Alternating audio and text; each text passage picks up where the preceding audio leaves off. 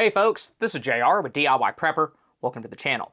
Right now we have a perfect storm of weather events, trade disputes, and other events that could have a big impact on our economy. These could make essential items that we use every day, along with some prepping gear, more expensive or even harder to find in the near future. Because of that, it makes sense to pick them up now before prices go crazy or they're in short supply. So today we're going to go over the products preppers should grab before August based on what we have going on in the world right now. I'll also explain the specific reasons behind each category so you know why it's important to get them now. First up, we have fuel. Thankfully, this isn't as expensive as it was last year, but there are some things going on that could cause its price to go up. Crude oil prices jumped over 2% last week alone, and analysts are warning that we could be heading into a tighter energy market than we've seen in a while. The International Energy Agency even said that oil supplies are tighter than they appear, which is just a polite way of saying that prices could shoot up fast if demand keeps climbing and production doesn't keep up with it. And here in the US, that's already starting to happen. Oil rigs have been falling for 11 straight weeks, which means less domestic production going forward. When you combine that with record summer travel, higher AC usage straining the grid, and growing tensions overseas, it's pretty easy to see how prices could start to go up. Then on top of that, we've got the fun rising geopolitical risks in places like Iran and Russia, and any disruption in oil flow from those regions, or even just rumors of sanctions, can cause the global oil market to panic. And when that happens, the price of gasoline, diesel, and even propane here in the US will go right along with it. So what does that mean for us? It means that now's the time to top off your gas cans, rotate your fuel storage, and make sure your backup generators, heaters, and vehicles are ready to go. For cars, keep your gas tanks at least half full, and if you're close to needing an oil change, just go ahead and get that taken care of. Then if you rely on propane, whether it's for cooking, heating, or powering off-grid gear, get your tanks filled while prices are still relatively low. Propane prices tend to spike anyway heading into the fall, even in normal years, supply, demand, and all that fun mess. And with everything going on right now, those increases could possibly be higher than normal this year. Then also be sure to get any other fuel types that you may need that can include kerosene, white gas, and butane for things like lanterns and camp stoves. I've included a full list of fuel types and a ton of other preps to stockpile in my ultimate stockpile checklist. It's free for anyone who signs up for my emails, and you can do that using the link in the description below.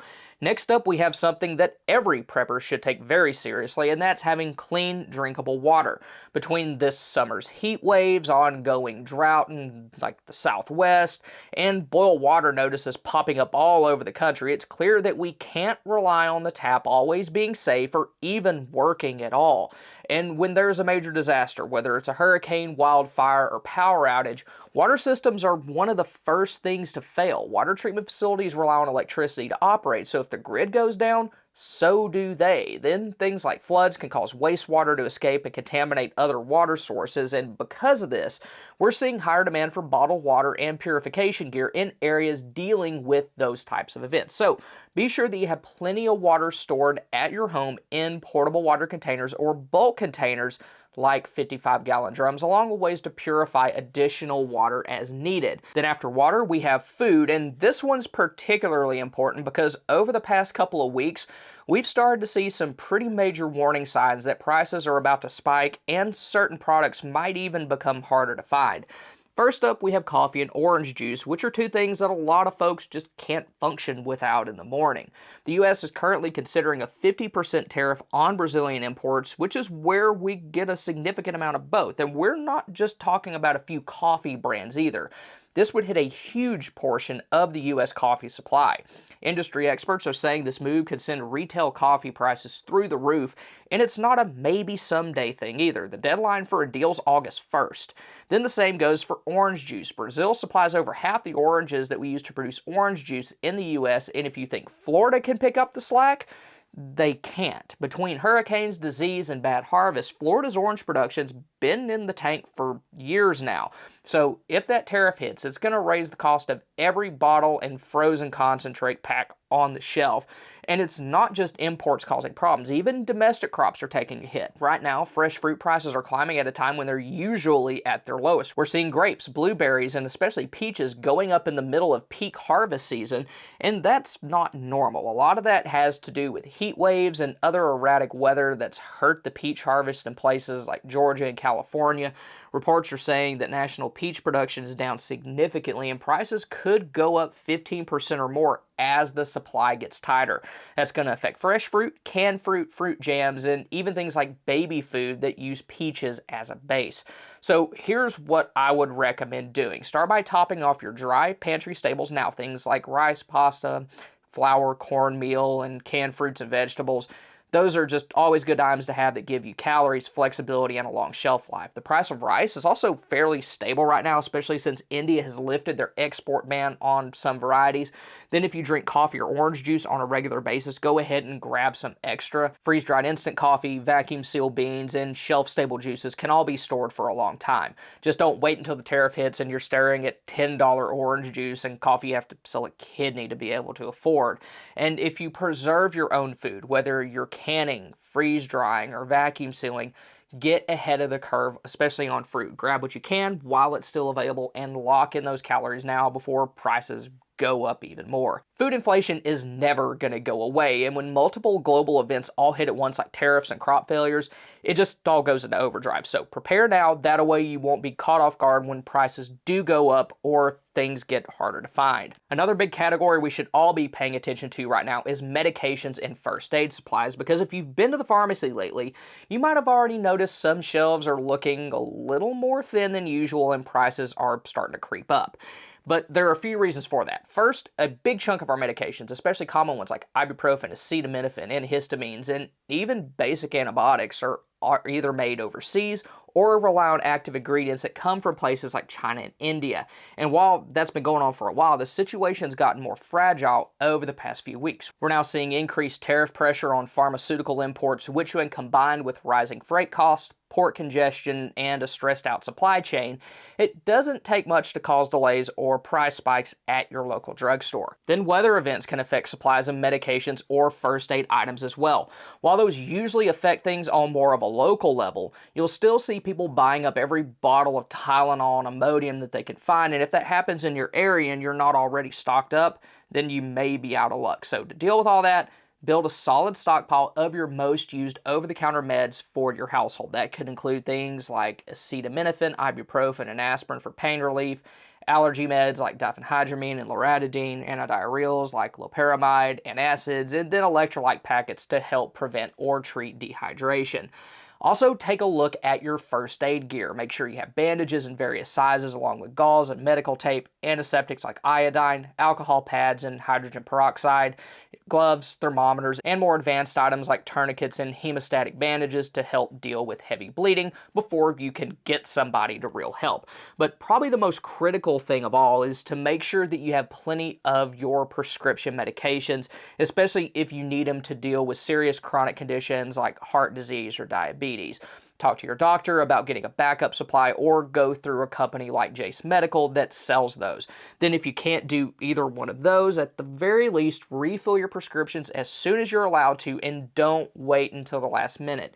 Even having like a couple of days or a couple of weeks worth of those could make a big difference during short-term supply chain issues or a regional emergency. After that, we have electronics, particularly things like rechargeable batteries and solar power gear. Most of us know how important these are if the grid goes down, since they can power your flashlights, radios, headlamps, and other small electronics. But what a lot of people don't realize is that these items, especially the ones that rely on lithium-ion batteries or imported electronics, could get more expensive and maybe even harder to find. Just over the past 2 weeks, we've seen some major developments with U.S. trade policy and tech imports. The federal government slapped new tariffs on electronics and the raw materials that go into them, including copper, aluminum, and even imported semiconductors.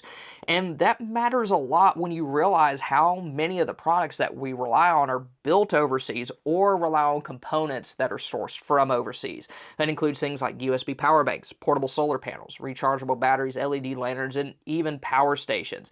Those items contain critical metals and imported circuitry, and the second those tariffs kick in, manufacturers are going to pass that cost straight down to consumers. And it's not just the tariffs driving all this. Copper prices are spiking globally due to export restrictions and mining slowdowns, and copper's used in everything from solar panel wiring to internal components. And with the U.S. placing a 50% tariff on imported copper starting August 1st, the cost of manufacturing even basic equipment is going to go up. Retailers already know this. In fact, a lot of them have already started front-loading inventory ahead of the new tariffs, meaning that they're buying up as much product as they can to get it in the country before price hikes take effect. But once that pre-tariff stock runs out, we're going to start seeing those increases show up at the register, whether it's in-store or online. Because of this, it's a good idea to pick up what you need now. Start by stocking up on the rechargeable battery sizes you actually use, whatever your flashlights, radios, or other equipment need. Prices for things like Eneloop and Amazon Basic nickel metal hydride batteries aren't too crazy right now, but that may change. Then look at your charging options. If you don't already have a solar battery charger or USB powered charger, now's the time to get one. These are small investments that give you the ability to recharge your batteries using sunlight or a power bank if you need to.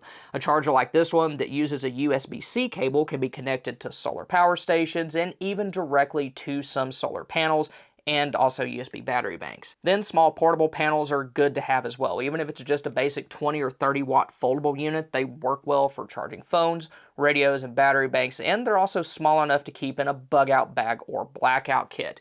But again, most of these are made overseas and are packed full of electronics that could get a whole lot more expensive to import, so don't wait too long. And finally, if you've been on the fence about buying a solar generator or a power station, now's a good time to go ahead and bite the bullet and get one. Now, this next category may not seem like a big deal at first, but once you dig into what's happening behind the scenes, it makes a lot more sense, and I'm talking about clothing and footwear. Over the past couple of weeks, some major shifts in trade policy have put massive pressure on imported clothes and shoes, and it's already showing up at the register in some ways. According to recent economic data, prices for clothing and shoes are going up, and one big reason for this, no surprise, is tariffs. The U.S. has expanded trade restrictions on textiles and finished goods from countries like China, Mexico, and the EU, and since most of the clothes and footwear that we buy here in the States come from those places, it's no surprise that prices are going to be going up. Even basic items like off-brand sneakers, budget jeans, or cheap rain jackets are being affected. Retailers who ordered inventory earlier in the year could run out of pre-tariff stock, and when new shipments come in, they'll arrive with a much higher price tag. And as preppers, that affects us when it comes to everyday clothing purchases, along with other things like hiking boots and hunting clothes. This is an even bigger problem if you're somebody like me who has a kid who goes through a growth spurt every time they fart and is going to need back-to-school clothes very soon. Yeehaw. The chances of things going back down though soon are pretty low, so go ahead and get what you need now before prices go any higher. That can include boots, rain gear, work gloves, or cold weather gear for this coming fall and winter. Then if you have any holey socks or underwear, get replacements for those as well. That way you're not running around the apocalypse with your holy molies. Now, if you want to see a list of stockpile items that most preppers never even think of, then click here. Or if you want to see the things that would disappear in a crisis, then click here. Thank y'all for stopping by. Y'all have a good one.